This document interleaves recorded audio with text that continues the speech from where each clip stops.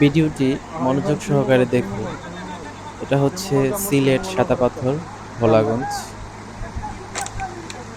প্রথম দেখায় মনে হতে পারে এখানে আসলে হচ্ছেটা কি।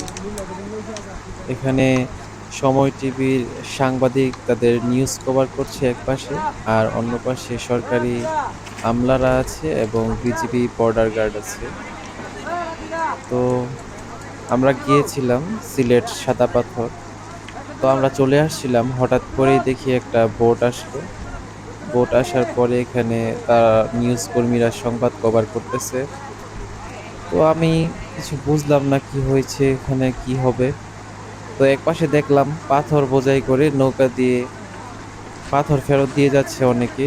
সম্ভবত এই নিউজটা কভার করার জন্য এসেছে, আর তারা এটা পরিদর্শনে এসেছে। কিন্তু আহ, এখন যে চিত্রটি দেখতে পাচ্ছেন, প্রথম দেখায় মনে হতে পারে এটা কি আগেকার দিনের কোনো রাজা বাদশাদের জন্য এখানে কোনো কিছু তৈরি করা হচ্ছে কিনা, যে তারা এখানে পানির উপরে শুয়ে তাদের সেই মুগ্ধকর যে প্রাকৃতিক ফিল সেটা নিবে। কিন্তু না, দেখলাম এখানে হচ্ছে সরকারি লোকজন পারাপারের জন্য তারা এই যে বসার বা শোয়ার যে বেঞ্চগুলো এটা হচ্ছে এখানে দিচ্ছে।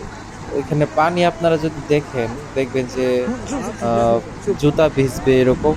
কিন্তু একদিকে দেখলাম তাদের আবার একজন জুতা খুলে এই পানিতে নেমে ফটোশুট করছিল এতক্ষণ। ভিডিওর প্রথমে আপনারা দেখতে পারবেন। কিন্তু তারা এটা পার হওয়ার জন্য কি করলো, তারা হচ্ছে সেই রাজা বাদশাহ স্টাইল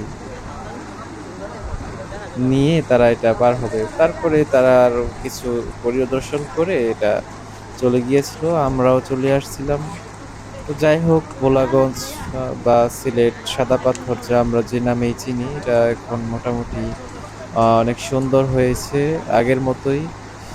পাথর ফেরত দিয়ে যাচ্ছে। তো প্রাকৃতিকভাবে যেটা হয় আর কি, এটা তো পাথর একবার নিয়ে গেছে আবার দিয়ে যাচ্ছে, এটা তো আর সেরকম হবে না।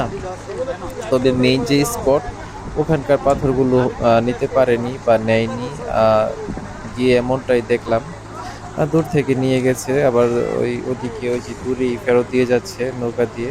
চল এখান থেকেও সময় নিয়েছে, টিভি তবে এসেছে। এখানকার তেমন এক ক্ষতি হয় নাই। একটু দূর থেকে সব পাথর আর কি